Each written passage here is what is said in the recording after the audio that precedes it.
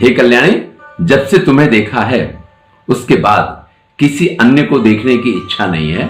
मैं तो कुंती का पुत्र हूं और आप मुझे तप्ती नंदन कह के बुला रहे हैं। ये क्या राज है? जो परम धर्म ब्रह्मचर्य है, क्योंकि तुम उसका पालन करते हो इसलिए तुम मुझे परास्त कर पाए हो। संवरण को देख करके सूर्य को ऐसा लगता है कि ये बड़ा ही उत्तम सुपात्र है जिसके साथ मैं तप्ती का विवाह कर सकता हूं। अगर काम में आसक्त किसी क्षत्रिय ने मेरे साथ युद्ध किया होता तो वो इस पृथ्वी पे इस समय जीवित नहीं होता। ऐसा नहीं है कि मैं आपको नहीं चाहती हूं, मैं भी आपको चाहती हूं, लेकिन स्त्रियां कभी स्वतंत्र नहीं होती हैं। मैं मेरे पिता के अधीन हूं, तो इसलिए मैं आपके साथ नहीं आ सकती हूं। आपकी विपत्तियों को दूर कर सकें ऐसे दो में से एक भी साधन आपके पास न होने के कारण मैंने आपके ऊपर आक्रमण किया कि ब्रह्म शक्ति ही वास्तविक शक्ति है, क्षत्रियों का बल वो तो कुछ है ही नहीं। और उन्होंने ये निर्णय किया कि मैं ब्रह्मर्षि बनूंगा। हे राक्षस जैसा कर्म करने वाले राजा, जा इस मनुष्य योनि से दूर और तुम राक्षस हो जाओ।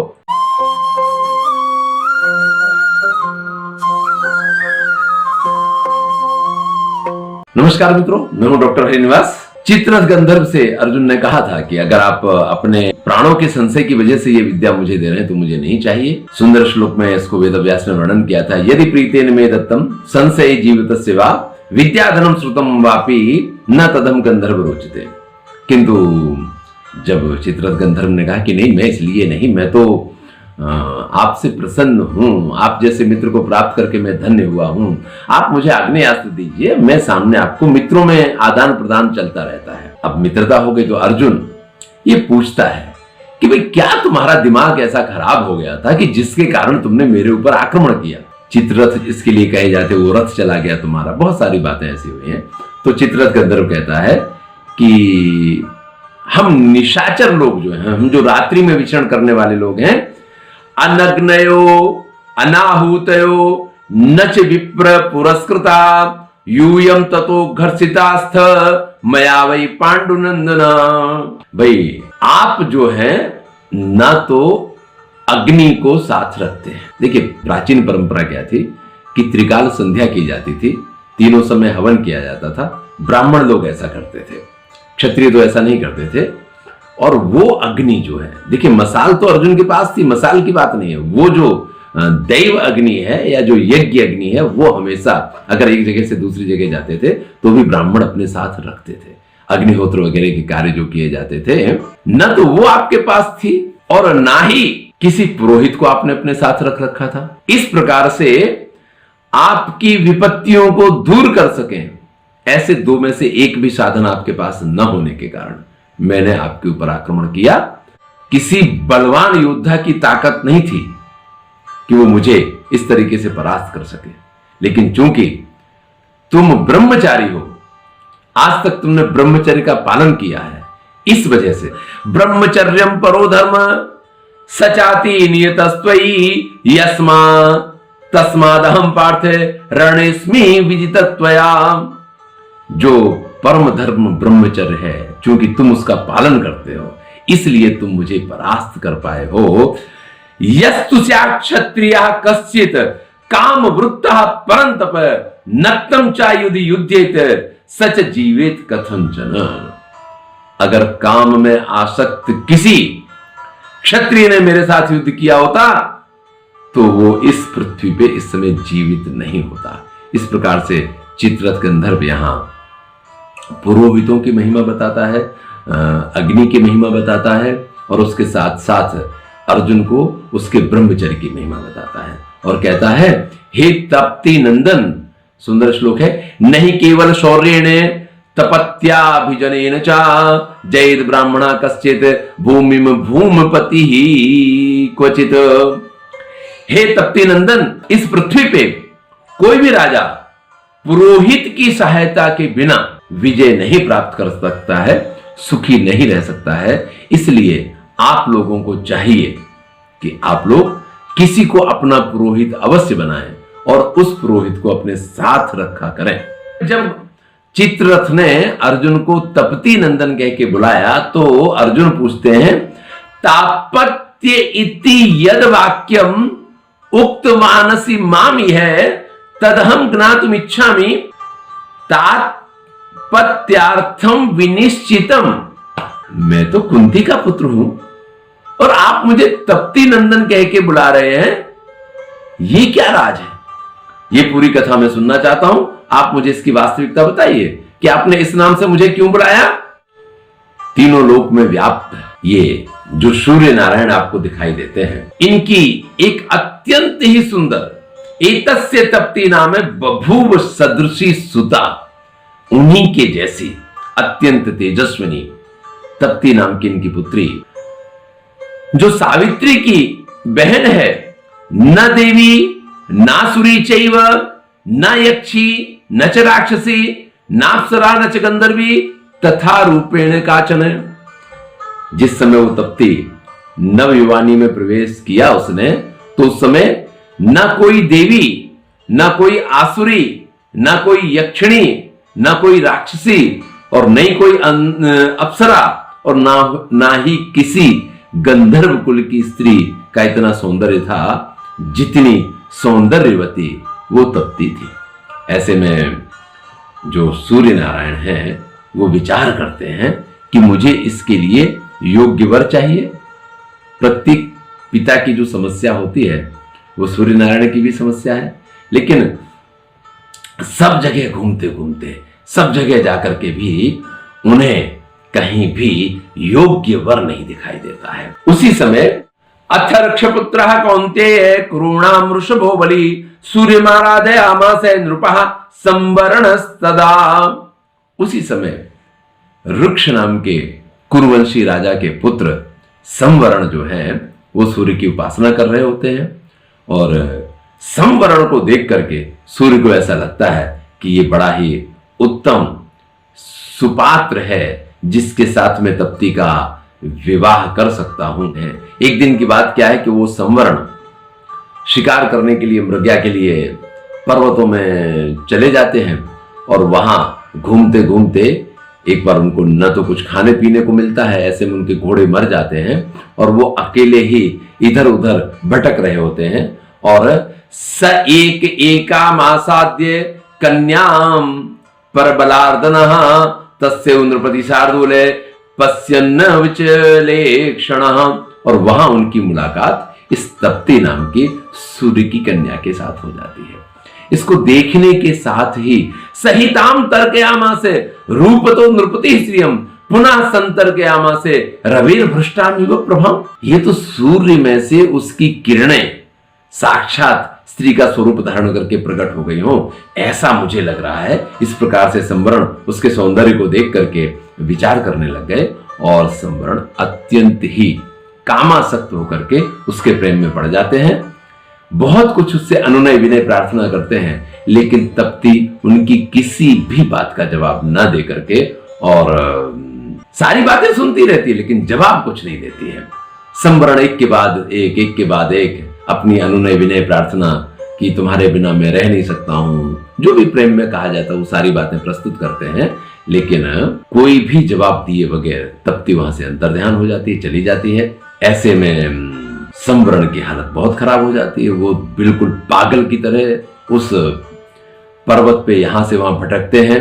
जब कहीं उनको वो कन्या नहीं मिलती है तो थक हार करके बेहोश हो जाते हैं और उसी समय वो तप्ती पुनः वहां प्रकट होती है। तो संवरण उससे कहते हैं, त्वदर्शन कृत स्नेहम मनश्चलति मे भृशम न त्वाम दृष्ट्वा पुनश्चान्यम दृष्टुम कल्याणी रोचते। हे कल्याणी, जब से तुम्हें देखा है उसके बाद किसी अन्य को देखने की इच्छा नहीं है और तुम मेरे साथ गांधर्व विवाह कर लो। कहते हैं गांधर्वेण विवाहेन समुपेहि वरांगणे विवाह नाम ही रंभोरु गांधर्व श्रेष्ठ उच्यते। हर पुरुष जैसा करता है, उसको एक बार स्त्री मिल जाए तो फिर वो यही चाहता है कि इसके साथ मेरे जल्दी से जल्दी संबंध बन जाने चाहिए।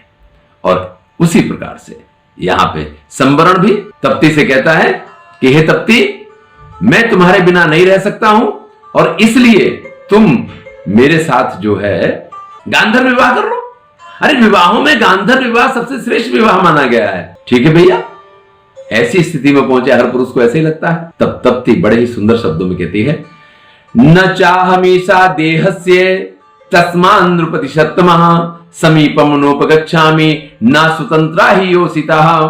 ऐसा नहीं है कि मैं आपको नहीं चाहती हूं, मैं भी आपको चाहती हूं, लेकिन स्त्रियां कभी स्वतंत्र नहीं होती हैं। मैं मेरे पिता के अधीन हूं, तो इसलिए मैं आपके साथ नहीं आ सकती हूं। काहि सर्वेषु लोकेषु विश्रुताभिजनम नृपम कन्या नाभिलसे नाथे भर्तारम भक्तवत्सलम। अरे आप जैसे सुंदर और पराक्रमी जिनका यश सर्वत्र विद्यमान है, कौन कन्या होगी जो आप जैसे वर को अपना पति नहीं बनाना चाहती होगी। लेकिन मैं चूंकि पराधीन हूं, इसलिए तस्माद् एवं गते काले याचक्ष्व पितरम मम आदित्यम प्रणिपातेन तपसा नियमेन च। तो आप ऐसा कीजिए, हमारे जो पिता आदित्य हैं, सूर्य हैं, आप उनसे मुझे मांग लीजिए।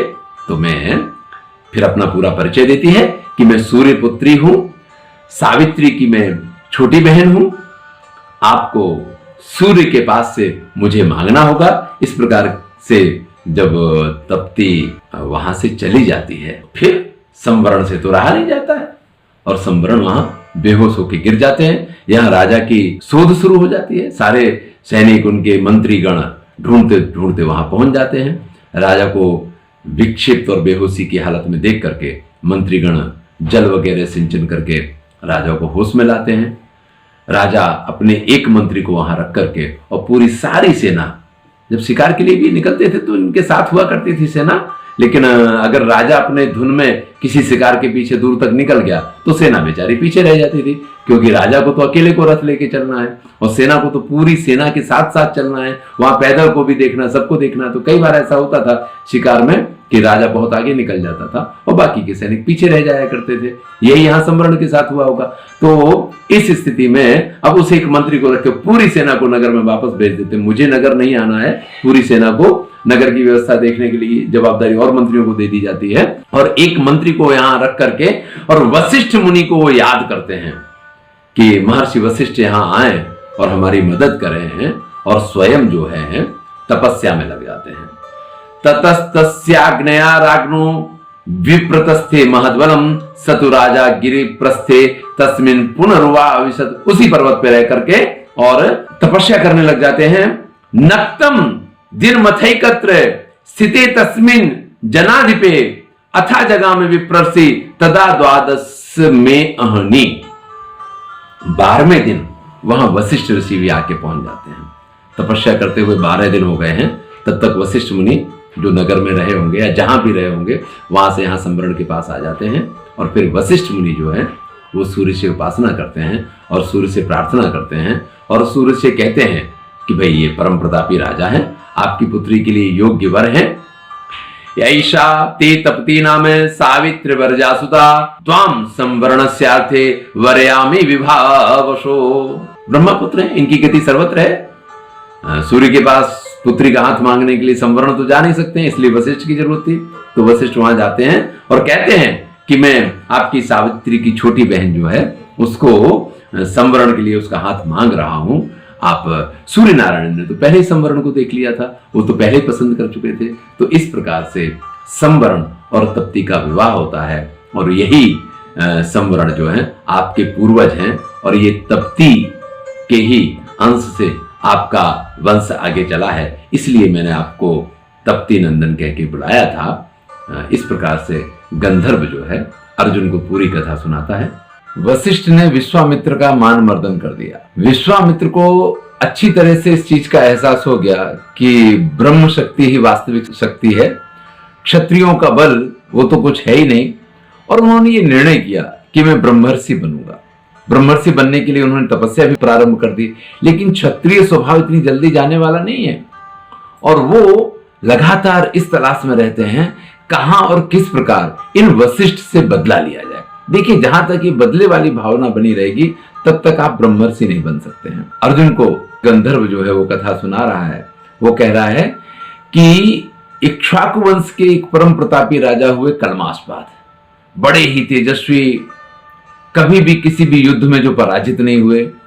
वो वन में मृग्या करने के लिए, शिकार के लिए जाते हैं। उनको देख करके विश्वामित्र के मन में आता है कि अगर इनको मैं अपना यजमान बना लूं तो इनके द्वारा मैं वशिष्ठ से अवश्य ही, क्योंकि इक्ष्वाकु कुल के गुरु वशिष्ठ हैं, उनसे मैं बदला ले सकता हूं। इधर वो राजा कलमास्पाद जो है वन में विविध प्रकार के प्राणियों का संहार करते हैं, उनका शिकार करते हैं, और फिर जब वापस चलने लग जाते हैं, काफी सघन वन है, वहां पे एक ऐसे रास्ते पे पहुंच जाते हैं जहां एक ही व्यक्ति निकल सकता है। और ऐसे में सामने से उनको शक्ति कुमार आते हुए दिखाई देते हैं, जो वशिष्ठ पुत्र हैं। शक्तिम नाम महाभागम वशिष्ठ कुल वर्धनम ज्येष्ठम पुत्रम पुत्र शताद वशिष्ठस्य महात्मनः। वशिष्ठ के 100 पुत्रों में जो सबसे बड़े हैं और वशिष्ठ कुल की अभिवृद्धि करने वाले हैं, ऐसे उनको देखता है।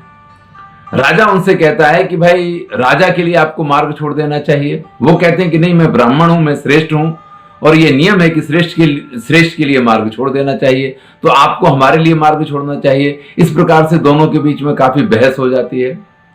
राजा है, वो शक्ति कुमार को पकड़ लेता है और कोड़ों से शक्ति कुमार के ऊपर मार पड़ती है। शक्ति कुमार को मारा जाता है। कसा प्रहाराभिहतस्ततः सा मुनि सत्तमः तम शशाप नृपश्रेष्ठम वासिष्ठः क्रोध मूर्छितः। वशिष्ठ के वो पुत्र जब उनको इस प्रकार से मारा जाता है बिना किसी अपराध के, तो अत्यंत क्रोधित होकर के और शाप देते हैं। क्या शाप देते हैं? हंसी राक्षस वधे अस्मात् राजापसदतापसम तस्मात् त्वमद्य प्रभृति पुरुषादो भविष्यसि। हे राक्षस जैसा कर्म करने वाले राजा, जा इस मनुष्य योनि से दूर और तुम राक्षस हो जाओ और पुरुषादो भविष्यसि, और पुरुष भक्षी यानी मनुष्य भक्षी राक्षस तुम बन जाओ। देखिए, कई बार क्या होता है, हम क्रोध के आवेग में कुछ इस प्रकार की बातें कह जाते हैं, कर जाते हैं, जिसके परिणाम बड़े ही भयानक होते हैं। और वही यहां हुआ।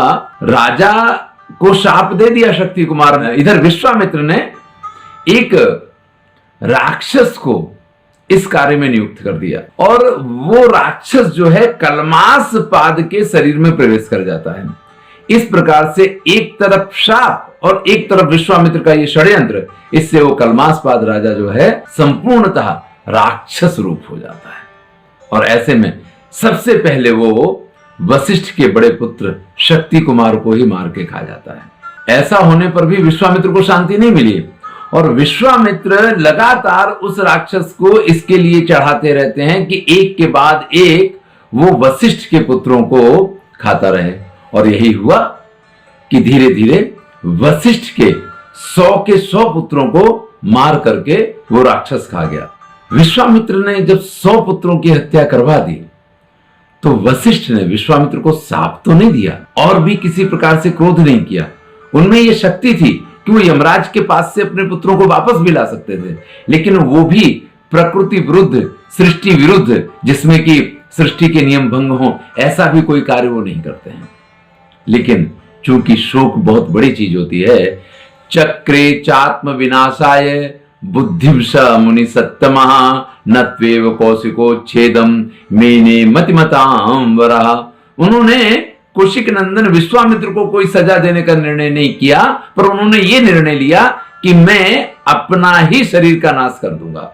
और ऐसा सोच करके वो समेरुकूटाद आत्मानं मुमोच भगवान ऋषि, मेरुकूट पर्वत पे पहुंच गए और वहां से सुमेरु पर्वत के ऊपर से उन्होंने छलांग लगा दी। लेकिन जब वो नीचे गिरते हैं आकर के, तो शिला जिस पत्थर पे वो गिरते हैं, वो पत्थर रुई के तरह तूल रासा विवापतत, जैसे कि रुई के ढेर पे आकर के वो गिरे हों, इस प्रकार से उनको कुछ भी नहीं होता है। अब प्रयत्न करते हैं और दूसरी तरीके से, नाममार चपाते न सायदाते न पांडवा तदाग्निमिद्धम भगवान संविवेश महाबने। उन्होंने दूसरा रास्ता ढूंढा कि किस तरह से मरे, तो उन्होंने जंगल में भयंकर अग्नि जहां लगी हुई थी, उस जंगल में प्रवेश किया। किस आग में जल के मर जाऊं। लेकिन जैसे ही उन्होंने प्रवेश किया, उस जंगल की अग्नि भी शांत हो गई। ऐसे में महर्षि वशिष्ठ को बड़ी ही पीड़ा हो रही है। एक के बाद एक प्रयत्न वो करते रहते हैं।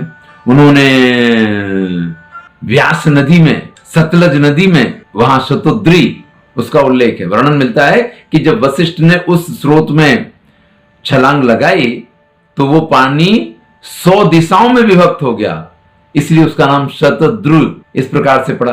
तो इस प्रकार की इन नदियों में भी उन्होंने कूद करके और आत्महत्या करने का प्रयास किया, लेकिन जब किसी भी प्रकार से वो मर ना सके तो एकांत में एक तरफ वो चलते चले जा रहे हैं। ऐसे में उनके पीछे शक्ति कुमार की जो पत्नी है वो उनके पीछे पीछे आ रही है। और महर्षि अचानक, जो वशिष्ठ हैं, वो अचानक वेद मंत्रों का पाठ सुनते हैं। उस वेद मंत्रों के पाठ को सुन करके वो पीछे मुड़ के देखते हैं तो क्या पाते हैं कि शक्ति कुमार की पत्नी, जो उनकी पुत्र वधू है, वो पीछे पीछे आ रही है और उसके गर्भ में जो बालक है वो इन वेद मंत्रों का पाठ कर रहा है, जिसकी आवाज बिल्कुल शक्ति कुमार जैसी है। वशिष्ठ को तो जैसे जीने का बहाना मिल गया, क्योंकि अगर उनका वंश समाप्त नहीं हुआ है तो फिर तो मरने का कोई कारण नहीं है। और इस प्रकार से वहां जो शक्ति कुमार की पत्नी अदृश्यंती, गुरु वशिष्ठ की पत्नी का नाम है अरुंधति और शक्ति कुमार की पत्नी का नाम है अदृश्यंती, उस अदृश्यंती के गर्भ का ये बालक जो है उसके बारे में जान करके अत्यंत आनंद होता है। अब तो गुरु वशिष्ठ जो हैं वो अपनी उस पुत्र वधू को लेकर के और अपने आश्रम की तरफ प्रस्थान करते हैं। जैसे ही वो मार्ग में से जा रहे होते हैं, उसी समय वही राजा कलमास्पाद, जो राक्षस के वेश में, वो वहां करके प्रकट हो जाता है और वो बड़ी सी लकड़ी लेकर के और जो अदृश्यंती है उसके ऊपर प्रहार करके उसको मारने की कोशिश करता है। और वशिष्ठ एक जोरदार हुंकार करके, क्योंकि हम देख चुके हैं कि वशिष्ठ के आगे तो कोई भी शक्तियां काम नहीं करती, वो राक्षस शक्ति भी क्या उनके सामने टिकेगी, तो बहुत जोर से हुंकार करते हैं और जिसके कारण कलमास्पाद में जो राक्षस है उस राक्षस की मृत्यु हो जाती है। यहां इस घटना को 12 वर्ष हो गए हैं। कलमास्पाद 12 वर्ष से शाप को भोग रहे हैं। शक्ति कुमार ने जो शाप उन्हें दिया था, आज शक्ति कुमार के पिता वशिष्ठ ने उस शाप में से कलमास्पाद को मुक्ति दी है और कलमास्पाद पुनः तेजस्वी राजा बन गए हैं। ऐसे में कलमास्पाद जो हैं वशिष्ठ मुनि से ये प्रार्थना करते हैं कि आप हमारे यहाँ, हमारे राज्य में पधारिए, क्योंकि मुझे एक उत्तम संतान की जरूरत है और आप मेरी पत्नी के साथ नियोग करके संतान हमें दीजिए, ऐसी हमारी इच्छा है। आगे की कथा अगले वीडियो में। धन्यवाद, सुनते रहिए महाभारत की श्रेष्ठ कथाएं। मैं हूं डॉक्टर हरिनिवास।